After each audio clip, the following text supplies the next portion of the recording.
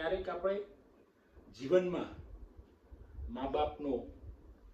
છાયો ગુમાવી દઈએ છીએ, એનો અહેસાસ રહી જાય છે, પણ ક્યારેક જીવતા જીવતા આપણે એમને સમજી શકતા નથી અને જાણે કે સરગવો હોય એમ આપણે એની સિંગો ખાવાનો પ્રયત્ન કરીએ છીએ અને પ્રયત્ન કરતા હતા, ખાતા તો હતા જ સિંગો, પણ એના ગયા પછી પણ આ સરગવો આપણે છોડતા નથી, એના ઠૂંઠાને પણ છોડી નાખીએ છીએ. મિત્રો, મા બાપ એટલે સર્વત્ર બ્રહ્માંડનું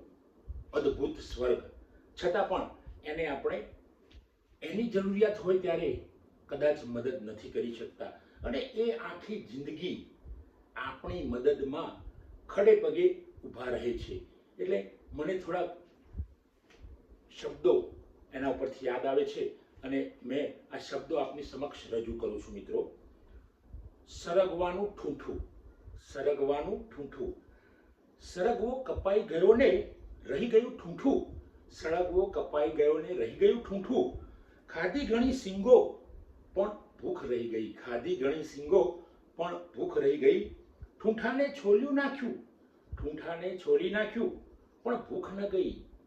પણ ભૂખ ન ગઈ, આળસ રહી ગઈ ને ઠૂંઠું છોલાતું ગયું, આળસ મારી રહી ગઈ ને ઠૂંઠું છોલાતું ગયું, સિંગો તો ગઈ ને જાત કોરી રહી ગઈ, સિંગો તો ગઈ ને મારી જાત કોરી રહી ગઈ, ઘણું સૂનું થઈ ગયું ને યાદ રહી ગઈ, ઘણું સૂનું થઈ ગયું ને યાદ રહી ગઈ એ મા બાપની, કંઈ ન કર્યું જિંદગી, કંઈ ન કર્યું ને જિંદગી અધૂરી રહી ગઈ, કંઈ ન કર્યું ને જિંદગી અધૂરી રહી ગઈ. મિત્રો, પણ છતાં પણ બહુ અહેસાસ થતો નથી.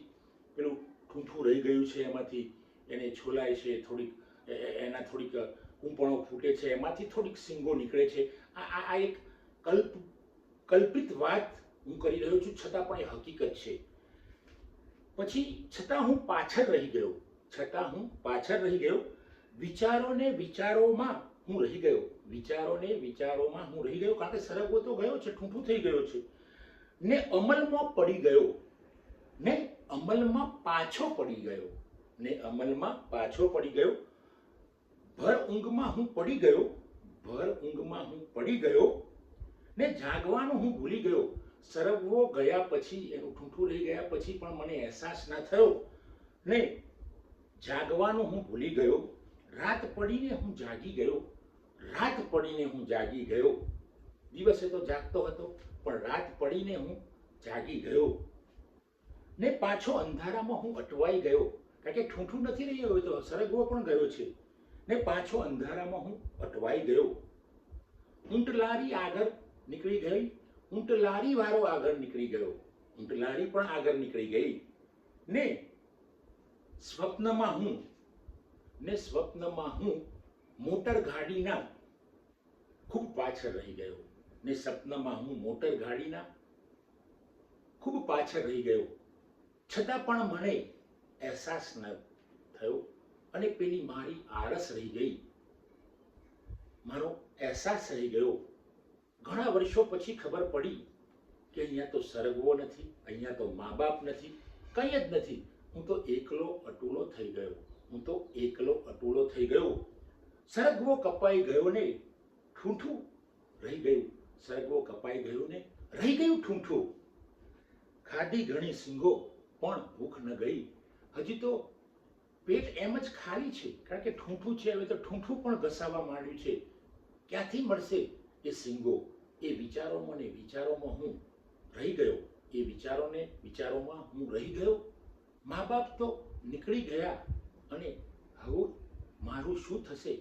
એ વિચારોમાં હું રહી ગયો, અને હવે મારું શું થશે એ વિચારોમાં હું રહી ગયો. મિત્રો, મા બાપ છે ત્યાં સુધી, યુવાનોને ખાસ કહું છું, બધાને ખાસ કહું છું કે મા બાપ છે ત્યાં સુધી એ એમની જાત વેચીને પણ તમને ભણાવશે, તમને રોજગારીમાં લગાડશે, તમે એ જ એમના જીવનનો ઉદ્દેશ હશે. એટલે જેટલો મા બાપનો ઉપયોગ થાય, મા બાપની સેવાનો જેટલો ઉપયોગ થાય એટલો ઉપયોગ કરી લેજો. પછી